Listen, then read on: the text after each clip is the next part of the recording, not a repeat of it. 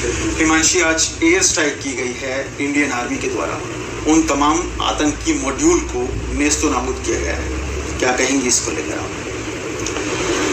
मैं यही कहना चाहूँगी कि मेरे हस्बैंड ने he was in the defence forces and you know when he had joined the defence forces वो यही चाहता था that he wanted to protect the peace in this country. He wanted to make sure that innocent lives are not gone in this country. He wanted to make sure that there is no hatred and terror in this country.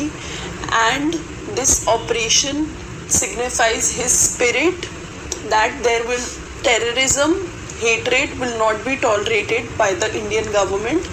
And I'm thankful to the Indian government that they've taken this operation. But I also request them to not end it here. I want them to make sure that this is just the start of end of terrorism in our country, so that no one ever has to go through what I am going through right now. Himanshu, इस operation को operation सिंदूर नाम दिया गया था. क्या कहेंगी इस नाम के ऊपर, जिस तरह से ऑपरेशन सिंदूर नाम दिया गया? दो महिला अधिकारियों को इस पूरे कमांड में रखा गया, इस पूरे ऑपरेशन में रखा गया. मैं तो इस नाम से बहुत ज़्यादा रिलेट कर सकती हूँ बिकॉज ऑफ दिस इंसिडेंट. मैंने तो अपनी ज़िंदगी खो दी है एक, और अभी शायद किसी को नहीं पता कि मैं what am I going through.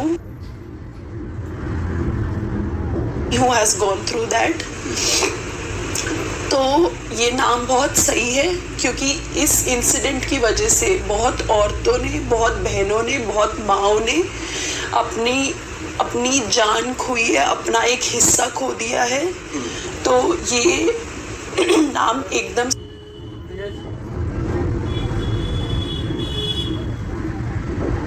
सही है. बट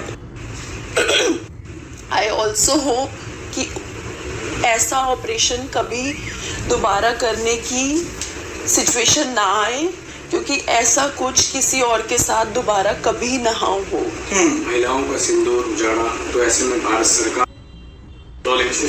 हिमांशी, आज एयर स्ट्राइक की गई है इंडियन आर्मी के द्वारा. उन तमाम आतंकी मॉड्यूल को नेस्तो नाबूद किया गया है. क्या कहेंगी इसको लेकर आप? मैं यही कहना चाहूँगी कि मेरे हस्बैंड ने he was in the defence forces and you know when he had joined the defence forces वो यही चाहता था that he wanted to protect the peace in this country. He wanted to make sure that innocent lives are not gone in this country. He wanted to make sure that there is no hatred and terror in this country. And this operation signifies his